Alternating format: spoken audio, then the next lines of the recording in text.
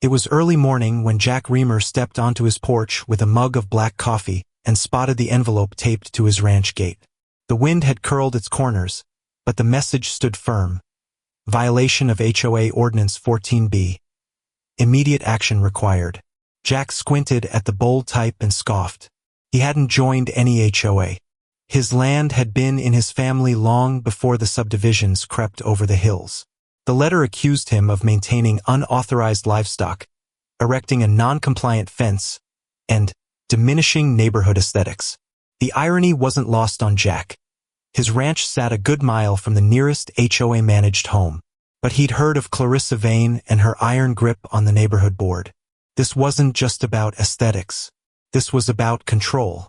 Jack pinned the notice to his barn wall and circled the date. He wouldn't act on it, not yet. Not before he understood what gave them the nerve to trespass on his property. That evening, as the sun dipped behind the windmill, he opened the family's land records for the first time in years. The pages smelled of dust and ink and power. There was something they didn't know, something they should have feared. By the time he finished reading, Jack wasn't angry. He was focused. The HOA thought they'd chosen an easy target, an aging rancher with no fight left in him. But Jack Remer had spent a lifetime living off the land, defending what was his. And now he had just found a reason to strike back. 3 days after the first notice, a glossy envelope arrived by courier. No postage, no stamp, just the HOA's emblem embossed in gold foil.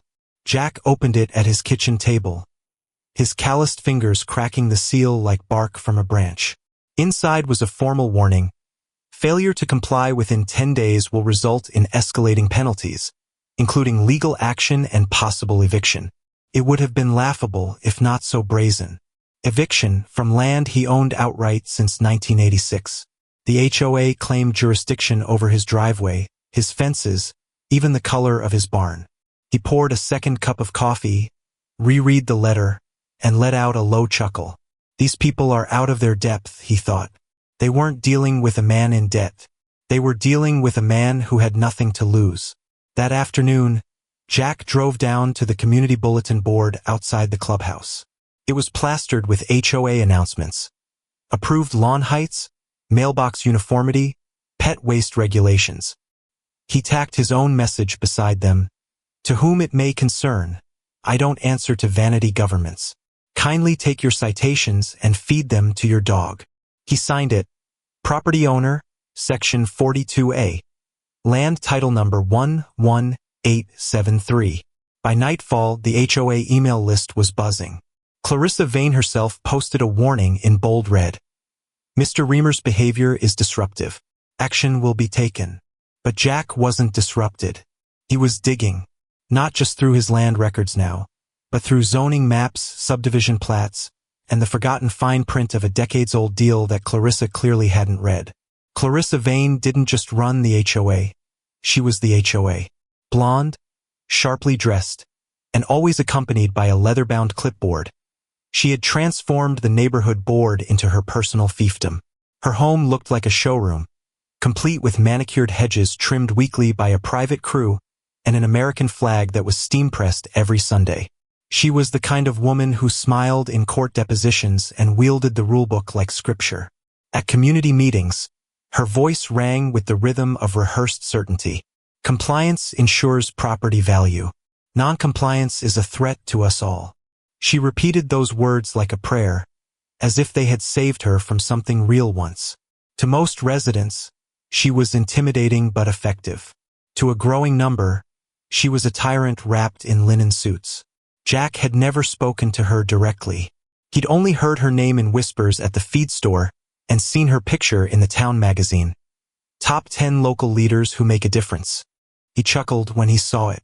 She looked like someone who'd never dirted her shoes, much less crossed paths with a real rancher. But Clarissa was watching him now. Jack's note on the bulletin board had gone viral in the HOA's private app. She didn't like being mocked, especially not by someone outside her perfectly pruned kingdom. What she didn't know was that Jack had just begun to learn who she really was. And Clarissa, for all her meticulous order, had left a few doors unlocked. Jack's land didn't hum with the rhythm of suburbia. It breathed in slow, honest tones. Creaking wood, wind through dry grass, the distant call of a hawk. The fence posts had been planted by his grandfather. The barn was patched with 3 generations of hands. The soil beneath his boots carried not just crops, but stories. Out here, HOA meant nothing. Out here, roots ran deeper than rules. Each morning, Jack fed his horses and checked the fences, not because it was required, but because it mattered. The land spoke to those who listened, and Jack had been listening all his life.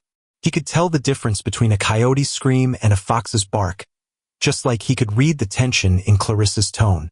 She didn't want order, she wanted conquest, and she'd picked the wrong plot of land. What made his property so unique was its placement. Technically nestled between 2 jurisdictions. One part was annexed years ago, the other remained untouched. That division, barely visible to the eye, was a legal minefield. One Clarissa clearly hadn't navigated. She assumed Jack was a holdout. But in truth, Jack was a landowner whose boundaries had never been hers to claim. He stood that evening under the shade of the windmill, flipping through the worn leather folder his father had left behind. Inside, hand-drawn maps, purchase deeds, old water rights certificates. The deeper he dug, the more obvious it became. His quiet land was louder than any HOA could imagine. It carried a voice backed by law, by legacy, and soon by revenge. In the bottom of his father's folder, Jack found it, thin paper, curled with time, stamped with the county seal from 1952. It was a grandfathered land covenant, filed decades before zoning maps got rewritten, before subdivisions sprawled across the hills. The clause was simple but potent. Any structures built within this parcel shall be subject to the terms of the original title holder. Jack sat in silence, staring at the document. The HOA headquarters, built 5 years ago with community funds, sat squarely on that parcel. Clarissa's pride, her fortress of compliance, had unknowingly been constructed on ground Jack legally controlled. All it took was one oversight, one missed signature in the archival chaos. Now it was his. Most people would have marched straight into the HOA office with the papers in hand. But Jack wasn't most people. He knew leverage didn't come from shouting, it came from waiting. He made copies, filed them at the county registrar, and then visited a lawyer 3 towns over who still worked with paper, not just emails. If they escalate, Jack said calmly, we escalate legally, quietly. By the end of the week, Clarissa received a certified letter. It didn't threaten. It didn't accuse. It simply informed her that the HOA building was under a pending title review due to historical land claims. She laughed at first. Desperation, she muttered. But deep down, something uneasy stirred. She called her attorney. He didn't laugh. He asked her to come in immediately. Clarissa Vane sat in her lawyer's office, legs crossed, arms tighter. Across the desk, Mitchell Carr, HOA counsel since 2014, was uncharacteristically quiet. He held the covenant Jack had unearthed, turning it over as if hoping the fine print would vanish on the second read. It's real, he finally said. Filed, valid, and enforceable. She leaned forward, voice sharp. That's impossible. This land was zoned and redrawn before the board broke ground. Mitchell raised a hand. But the zoning wasn't transferred properly. The clause predates the community charter. And Jack Remer? His name is on the continuity register. That gives him reversionary rights, including over structures built without his consent. Clarissa's face lost its color. The headquarters wasn't just a building. It was their crown jewel. The board met there. Records were stored there. Fines were processed there. If Jack exercised his claim, they'd lose access to everything. Worse, it would be public. The HOA evicting residents from a building it didn't legally own. It would destroy their credibility. Back at his ranch, Jack watched the sun set behind the hills, his copy of the letter sitting unopened beside him. He didn't need to read Clarissa's response. She would come, not out of civility but out of fear. This wasn't about winning anymore. It was about revealing who had truly held the deed all along. And the clause they forgot was about to become the law they regretted. The next week, Jack received 3 more warnings, each more aggressive than the last. One claimed his fencing violated height restrictions. Another accused him of unapproved livestock proximity. The third warned that his tone and attitude during HOA correspondence had breached civility standards. Jack pinned them side by side on the inside of his barn. Wall of Honor, he called it. The cattle didn't care. They grazed peacefully, chewing beneath a hand-painted sign Jack had nailed to the fence. Private property since 1952. HOA entry prohibited by order of title number 11873. It wasn't just a warning, it was a declaration. One that Clarissa passed by every morning on her drive to the office that, technically, sat on his soil. Clarissa wasn't stupid. She understood what Jack was doing. The letters weren't working. The man was baiting her. But she couldn't afford to back down. Not with the board growing uneasy and residents whispering that maybe the old man had a point. She doubled the violations. Sent inspectors. Hired a private surveyor to map the land again. But no matter how she twisted it, the boundary line stayed firm, and it cut straight through the heart of their headquarters. Jack remained calm. He'd seen cattle stampede. He knew panic when it was in the air. Every action from Clarissa screamed fear wrapped in authority. He kept his tone even in every response. No threats, just facts and signatures. He wasn't just defending his land now. He was writing her fall one violation at a time. Clarissa entered the boardroom with the posture d'une imperatrice, her heels clicking like a metronome of control. But something was different this time. The usual nods and murmurs of agreement had faded. Glenn Whitman, the treasurer, avoided her gaze. Pamela from legal shuffled her papers nervously. A single folder sat at the center of the table. Parcel 42A, Legal Review. Let's be clear, Clarissa began, voice clipped. This is a nuisance claim. Jack Remer is bluffing, and we are treating it as such. But Glenn cleared his throat. We contacted county archives, Clarissa. The covenant he referenced. It's legit, and it appears nobody ever cross-referenced it during construction planning. The silence that followed was different from fear. It was accountability. Pamela finally spoke. If he enforces the reversion clause, we could lose not just the building, but access to financial systems, resident data, everything stored on site. And he's not bluffing. He's filed 3 actions so far, all airtight. We're exposed. Clarissa's jaw tensed. Control was slipping. And in this room, silence no longer meant obedience. It meant doubt. Outside, Jack sat under his windmill with a thermos of coffee and a copy of the HOA's original construction plans. The margin notes weren't in Clarissa's handwriting. They were in Glenn's. And from what Jack could see, someone on the inside was starting to remember. The board hadn't listened when Jack warned them. But now they were beginning to listen to something else, fear. The HOA building sat like a fortress of authority, complete with marble counters, electronic kiosks, and security cameras that hadn't worked in months. Residents called it the Glass Castle. But for all its grandeur, it was built without community consent, paid for with hidden fees, and erected on land no one had questioned, until Jack did. Clarissa scheduled an emergency town hall to restore order. Flyers were printed, chairs were set, and the microphone was tested 3 times. But when the meeting began, only a dozen residents showed up, half of them skeptical, the other half recording on their phones. Jack didn't attend. He didn't need to. His absence spoke louder than her podium ever could. Clarissa took the mic with her usual precision. There's been misinformation circulating about our headquarters, our authority, and a land dispute. Let me be clear. The HOA has never operated outside its legal bounds. But before she could finish, Glenn raised a hand. Clarissa, is it true you signed off on the construction without verifying the full parcel claim? A murmur rippled through the room. She froze. Eyes darted. That's an internal matter, she replied. But the damage was done. Residents began whispering. The HOA's illusion of unity cracked like thin glass. There was no town here, only a board clinging to its own myth. And for the first time, the town hall didn't feel like a seat of power. It felt like a theater of denial, and the curtains were beginning to fall. Jack had spent the better part of 2 weeks poring over zoning maps, tax records, and surveyor logs.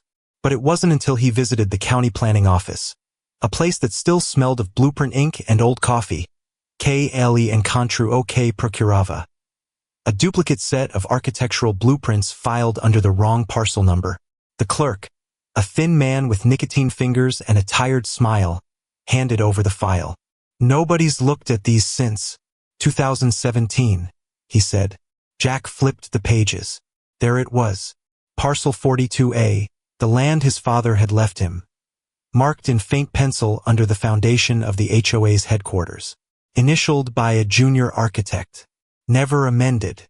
Never corrected. The discovery didn't excite Jack. Confirmed what he already knew. But now, he had more than a land covenant. He had evidence of negligence. A critical mistake buried beneath bureaucracy and arrogance. Most men would have gone straight to court. Jack took a different route.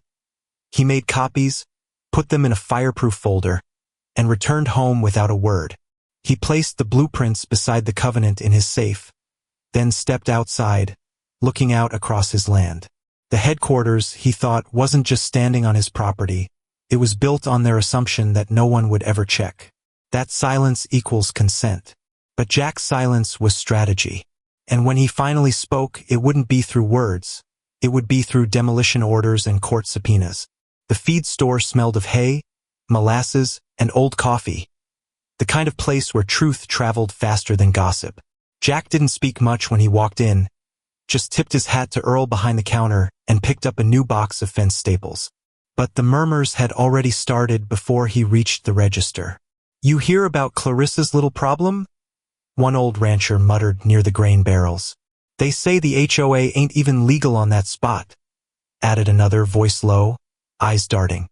Jack didn't need to fuel the fire. It was already burning. And in small towns, once trust cracked, it never sealed back the same way. Earl handed Jack his receipt with a grin that said more than words. "Heard someone's been reading the old deeds. 'Bout time someone reminded that board this ain't a country club." Jack nodded. "Not my place to remind. Just my place to protect." It wasn't a threat. It was a statement of inheritance. Outside, as Jack loaded supplies into his truck, he caught the glance of two younger men, neighbors who'd once voted in favor of HOA expansions. This time, they looked different. Not defiant. Not arrogant. Just uncertain. As if realizing that maybe they'd backed the wrong horse. And for the first time, Jack wasn't just a stubborn old rancher in their eyes. He was the man holding the line. Before Jack ever fixed a fence or drove a post into the ground, his father made him read. Not just manuals. Not just land maps. Everything from tax law to mineral rights, from easement clauses to the fine print no one else bothered with. "You don't need to fight when you're the only one who knows the rules," his father used to say. Jack had taken that advice to heart. By the time Clarissa Vane rose to power in the HOA, Jack already knew what she didn't. He had stacks of files in a fireproof cabinet, photocopies of every document the county had ever failed to digitize. He had boundary surveys from 1949, hand-signed affidavits, and even a cassette tape of his father speaking before the planning committee back when the land was still pasture. What Clarissa didn't understand was that Jack never underestimated his enemy. He read her bylaws. He read her budget reports. He knew how much they'd spent on that headquarters down to the cent. He even knew when her term was supposed to expire and how she manipulated the vote to extend it. The battle she thought was one-sided had never been hers to begin calm. Back at the ranch, Jack folded his father's covenant and placed it back into the leather envelope. He poured himself a glass of whiskey, sat by the porch, and watched the sun dip low behind the HOA building in the distance. "She thinks this is about fences and cows," he muttered. "But I've read every word. I know what this is really about, who owns the ground you stand on." Clarissa Vane kept two ledgers. One was immaculate, neatly typed, categorized, and uploaded monthly to the HOA portal. The other was handwritten, tucked into a locked drawer in her home office, bound in red leather with a golden clasp. That second ledger wasn't for board review. It was for control. Inside, Clarissa had recorded every discretionary expense. Off-book landscaping deals, inflated consultant fees, private retainers for legal threats. Some of the entries were carefully disguised under vague categories like aesthetic integrity or community outreach. But the figures didn't lie. Nearly $92,000 had been redirected in 3 fiscal years. And not a single resident knew. Jack hadn't seen the red ledger, but Glenn had. The treasurer had stumbled on it during a late-night document search when Clarissa was out of town. He'd taken pictures. At first, fear kept him quiet. But after Jack's covenant resurfaced, and after the legal letters began arriving, Glenn's conscience started to crack. The HOA wasn't just standing on stolen land. It was funded by silence. That week, an unmarked envelope arrived at Jack's ranch. Inside, a USB drive and a single note. For when the moment is right. Jack didn't need to guess who sent it. He plugged it into his laptop and watched page after page of handwritten scans appear on screen. Clarissa had built her empire on paperwork. And now, those papers would be the foundation of her collapse. It wasn't the old maps that made the difference, it was the new ones. Jack had a friend at the county's GIS office, a quiet man named Darren who preferred data over politics. When Jack requested a drone survey of Parcel 42A for agricultural clarity, Darren didn't ask questions. 2 days later, he handed Jack a series of high-resolution aerial maps. Color-coded, time-stamped, undeniable. The outlines were clear. Jack's inherited parcel, outlined in bright red, extended 20 feet into the structure of the HOA headquarters. The front lobby, mail center, and a section of the parking lot all sat on the wrong side of history. Even worse, the image overlays showed no evidence of a title transfer or construction easement ever being recorded. Jack stared at the images for nearly an hour.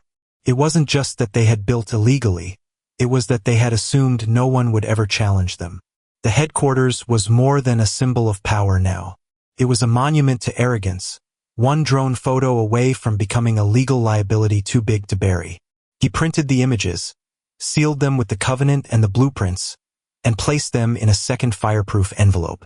Then he wrote a name on the outside, County Recorder's Office, Evidence Submission. No press, no speech, just quiet action. Jack wasn't preparing to fight in the public square. He was preparing to remove their foundation, one map, one law, one mistake at a time. The notice came on a Wednesday morning, quietly, officially, without ceremony. A certified letter from the county recorder's office was delivered to the HOA headquarters and addressed to the board. It included a formal acknowledgement of Jack Remer's land claim, an open investigation into unauthorized construction, and a scheduled inspection of the property lines within 7 business days. Clarissa Vane read the letter twice, her hands stiff and her face stone. The words were clinical, but the meaning was clear. They had built their empire on ground that wasn't theirs. There was no bluff left to call. This wasn't about aesthetics or fences anymore. This was about trespass, misuse of funds, and possible forfeiture. Inside the boardroom, panic began to bloom. Pamela, the HOA's legal counsel, was pale. If the survey confirms his claim, she said slowly, we may be ordered to vacate portions of the building, possibly all of it. Retroactive penalties could follow. It depends how loud this gets. Glenn didn't speak. He just stared at the grain in the table, as if trying not to exist.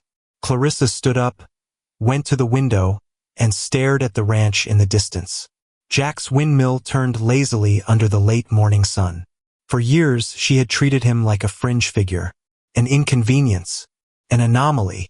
But now the building behind her, the glass, the marble, the reputation, stood like a castle on borrowed earth. And that earth was rising to collect.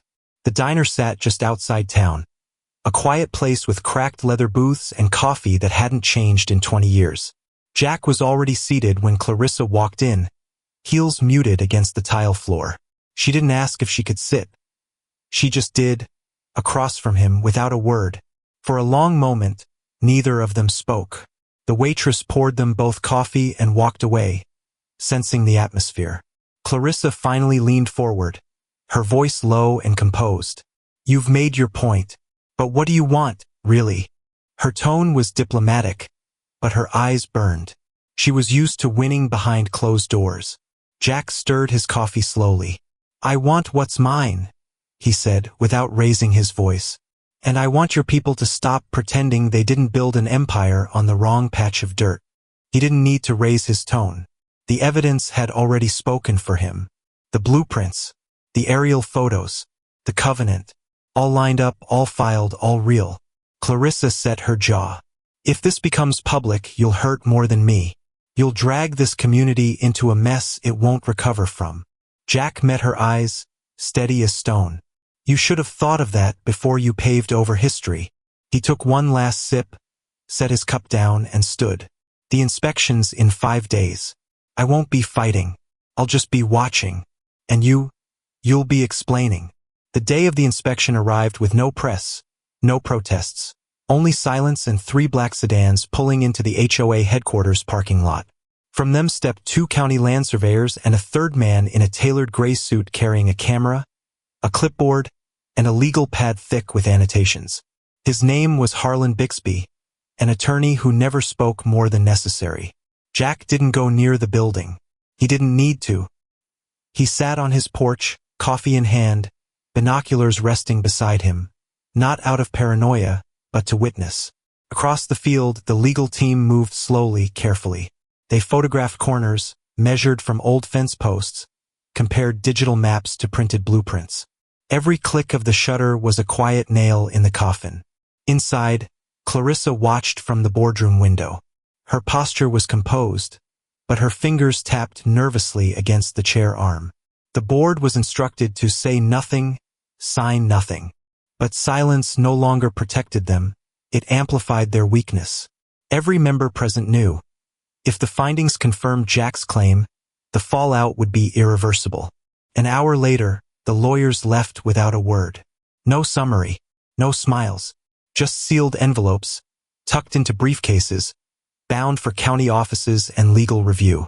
Jack leaned back in his chair as the sedans disappeared behind a hill. He didn't celebrate. He knew better. This wasn't the verdict, it was the preparation for it. And from now on, every inch they stood on came with a shadow. With clarity and narrative strength, Mr. Victor, we now continue with Chapter 18, Jack's first move. This is where Jack finally steps into the light. Not with noise, but with precision. His first public move is quiet, strategic, and unmistakably final in tone. It began with an envelope, plain, unmarked, slid under the door of the HOA office early one morning. No courier, no drama. Just a sealed legal document addressed to the Homeowners Association Board of Trustees. Inside was a formal notice of reclamation, signed, notarized, and backed by the full weight of Jack Remer's title claim. The letter didn't threaten. It stated facts. The headquarters occupied land owned by Mr. Remer under active deed since 1952. No easement or construction consent was ever granted, and the structure now stood in direct violation of county codes. It gave the HOA 10 business days to vacate and begin demolition proceedings, or face a court-ordered injunction. Clarissa read it 3 times, jaw clenched so tightly she could hear the grind in her own ears. This wasn't a stunt. This wasn't a warning. It was a chess move, and Jack had just placed her king in check. There was no obvious way out. Not without exposing the board to litigation, public embarrassment, and internal collapse. Jack didn't wait for a reply. He didn't need one. Instead, he mailed a second copy to the county clerk, hand-delivered another to his attorney, and took a quiet walk along the fence line at dusk. He paused near the point where his land met the HOA parking lot and placed a new wooden post in the ground, fresh, painted red, with a plaque that read, "Private property, no trespassing. Title number 11873. It wasn't just a boundary marker. It was the first monument of his reclamation. Faced with a ticking deadline and a board demanding action, Clarissa made a desperate move. She filed a lawsuit against Jack Remer, alleging harassment, defamation, and illegal interference with HOA property. The suit was loud, public, and designed to flip the optics. The tyrant painted as the victim, the landowner as the aggressor. The press release came first, printed in the HOA's monthly newsletter. Remer's outrageous claims threatened community stability. Then came the digital posts, carefully worded but venomous. Clarissa thought she could win in the court of public opinion. She didn't realize Jack had already filed a preemptive counterclaim, and the evidence was airtight.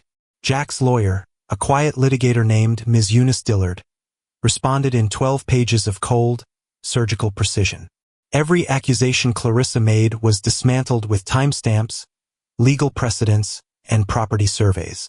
The piece de resistance. Attached to the filing was a letter from Glenn, the HOA treasurer, confirming internal knowledge of the land error months before Clarissa took action.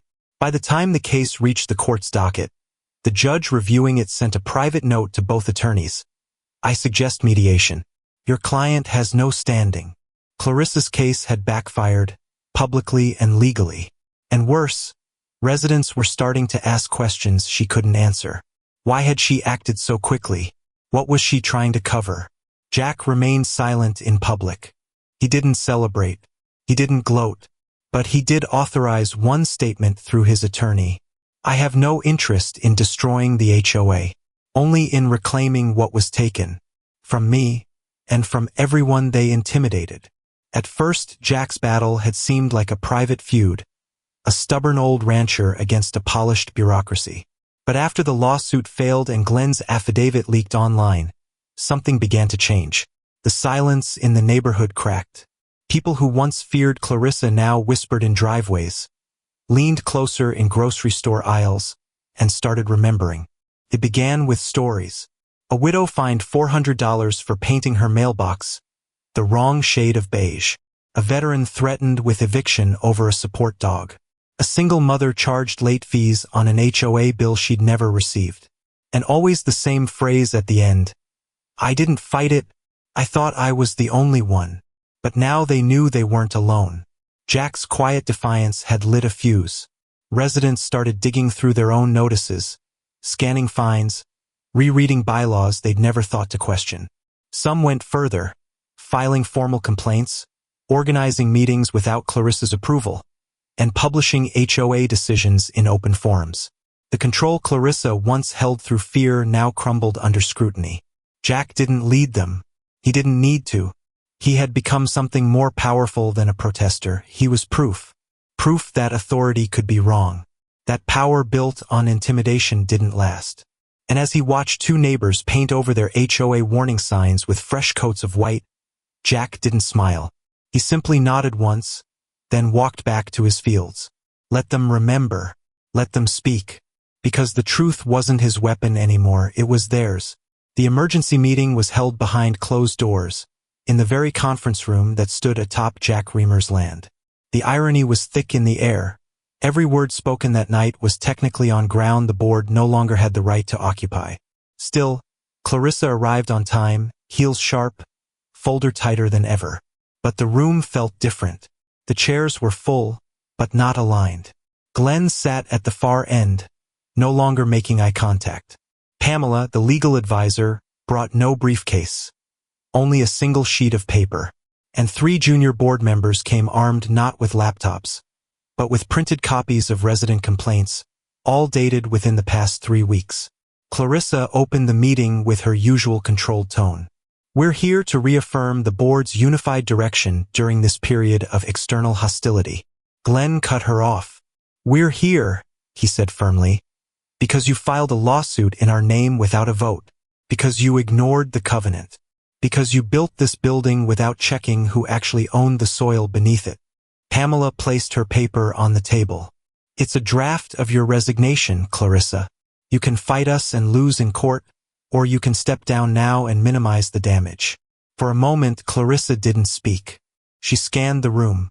No allies, no nods, only faces hardened by regret and calculation. The silence wasn't just cold. It was final. She stood, adjusted her jacket, and gathered her folder. You're making a mistake, she said quietly. But as she left, no one followed. The door clicked shut behind her, and with it, the era of quiet fear ended. The board didn't cheer. They didn't speak. They just stared at the table, at the wreckage of their complicity. Outside, the wind shifted. Change had finally found its way in. The envelope was delivered at 9:04 a.m. by a county sheriff's deputy.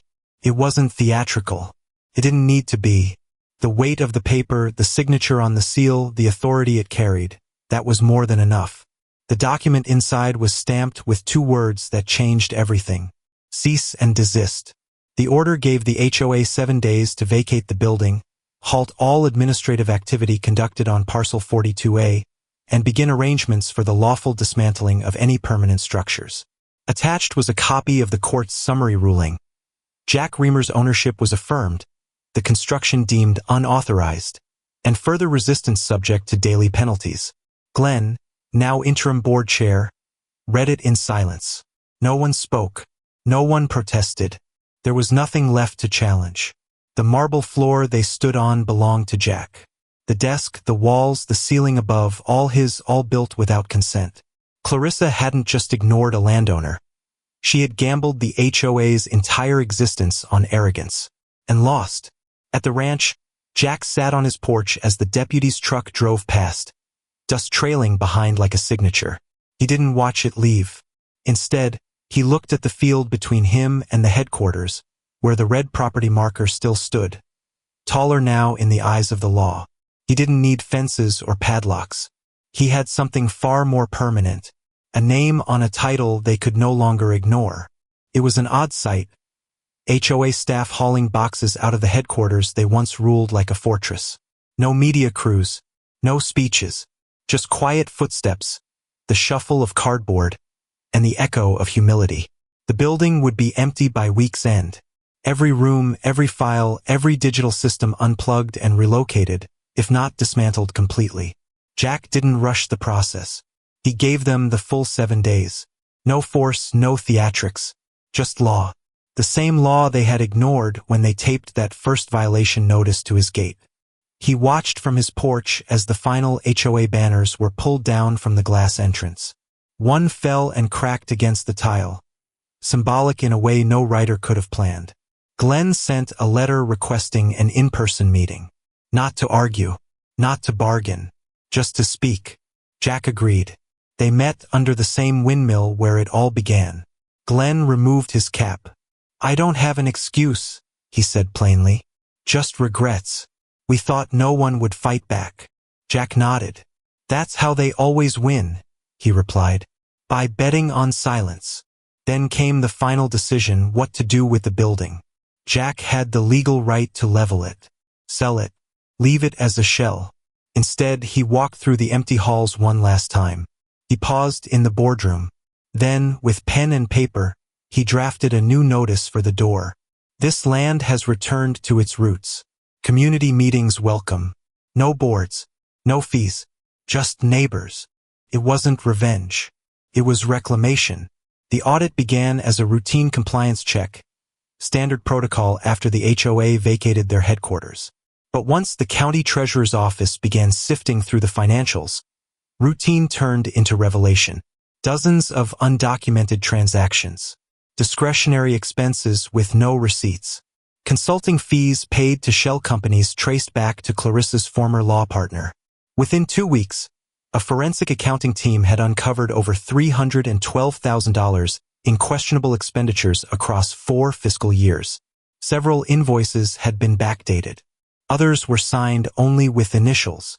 There were payments to PR firms that never delivered campaigns, fees to law offices that had never filed a single document, and a landscaping contract billed monthly to a property that no longer had a lawn.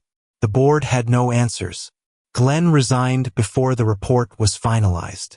Pamela stopped returning calls. By the time the findings reached the district attorney's office, Clarissa was already gone. House listed for sale, name removed from all HOA documents, and her personal attorney fielding subpoenas from 3 different jurisdictions. Jack didn't gloat. He didn't need to. The same woman who once fined a neighbor for a crooked garden hose was now facing formal investigation for fraud, embezzlement, and abuse of power. The community she controlled for nearly a decade was finally free to see what she really was, not a leader, but a facade. One built on silence, and now buried under exposure. The audit concluded with one line that would become local legend. Power without oversight is not governance. It's theft waiting to be caught. It happened on a rainy Thursday afternoon. Unannounced, uninvited, and unnoticed by most.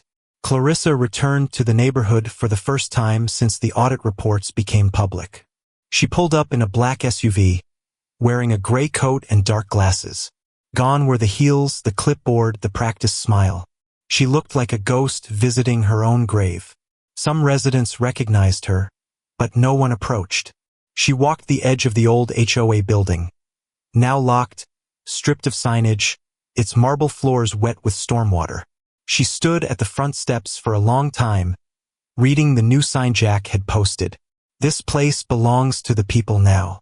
No titles, no fines, just voices. Clarissa didn't speak. She didn't try to enter. Instead, she left a manila envelope tucked behind the wooden railing. Jack found it the next morning. Inside were 3 items. A typed apology with no signature, a list of names, the residents she'd wronged the most, and a final line scrawled in ink. I built something hollow. You reminded them what real ground feels like. She was never seen in the community again. For some, it wasn't enough. They wanted court dates, headlines, handcuffs. But Jack understood something deeper. Some ruins collapse loudly. Others just blow away in silence. And for Clarissa Vane, silence was the only verdict that mattered, because this time, no one followed when she walked away. Spring came late that year. The rains lingered, the fields held their color longer, and for the first time in a decade, the land around Jack Remer's ranch felt whole again. No more legal notices, no more clipboard patrols, just fences that stayed where they were supposed to, and silence that meant peace, not pressure. Jack spent his mornings walking the perimeter, not to defend it, but to feel it. The windmill creaked its usual rhythm. Birds nested in the rafters of the barn, and seedlings, planted weeks ago, began to break through the dark soil like quiet promises. He wasn't rebuilding what was taken. He was building what had never been allowed to grow. The former HOA building now stood empty but not abandoned. Jack opened the doors on weekends, letting neighbors walk the halls. Kids used the conference room for tutoring sessions. Old-timers gathered in the courtyard with coffee and stories. No one paid dues. No one issued fines. The space had lost its coldness. It had somehow become a place of warmth. One afternoon, a teenage girl approached Jack at the edge of the property. You really won all that back? She asked. Jack smiled. Didn't win it. Just reminded everyone it was never really theirs to take. She looked at the building, then back at him. So what's it for now? Jack paused, then answered, quiet and sure. Whatever the people need it to be. Posts sun-bleached and crooked. Wire sagging from decades of wind and cattle. Jack didn't tear it down. He rebuilt it. Not with machines or hired hands, but with the same tools his father once used. A post-hole digger, calloused hands, and time. Each new post went in deeper, straighter. Not because he needed to defend the line anymore, but because it mattered. This wasn't just a fence now. It was a border between what had been taken and what would never be taken again. On one post, near the gate, Jack hung a small engraved plaque. It read, "For those who stood when standing meant silence, and for those who speak now freely." No one asked what it meant. They understood. Teenagers from the town started volunteering to help around the ranch. Some came to learn fencing, others just to hear Jack talk about the land, about truth, about law. He didn't preach. He taught by example. Showed them where the property lines used to be, and why knowing where you stand legally and morally is everything. And every now and then, Jack would pause by the gate, run his fingers across the new wood, and look out at the fields. The future didn't worry him anymore. Not because he trusted it, but because he'd finally done what needed doing. He left a line no one could cross, and a lesson no one would forget. The HOA sign had stood at the entrance of the neighborhood for nearly a decade. Brushed metal letters, bolted into polished stone.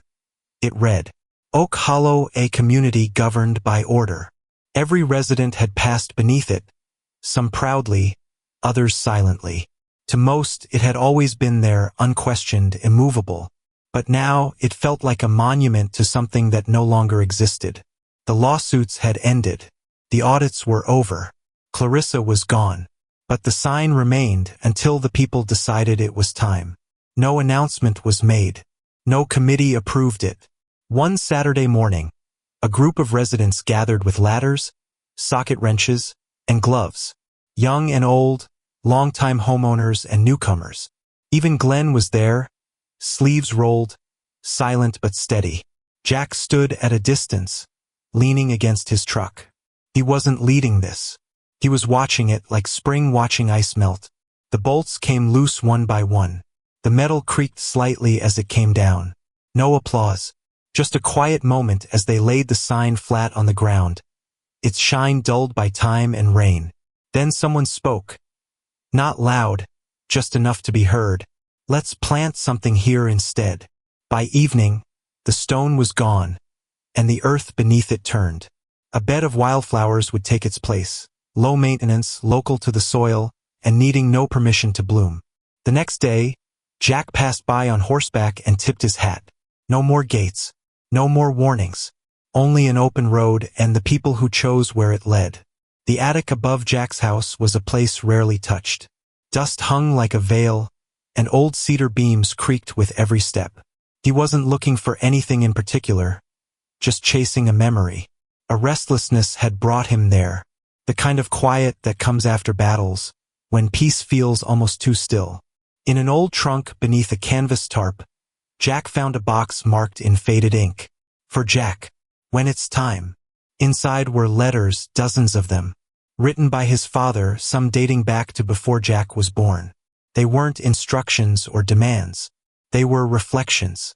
Observations about the land, about community, about dignity. In one letter, written during a long drought, his father had scrawled, "The land can survive with less water. People can't survive with less truth." Jack read for hours, letter after letter, written in the same steady hand. Some told stories of early neighbors, of boundary disputes settled over coffee instead of courtrooms. Others spoke of fear, of losing the ranch, of being outnumbered, of being wronged and having no one to speak up. But in every page there was one constant: protect it. Not just the land, but what it stands for. He folded the last letter, hand steady but chest tight.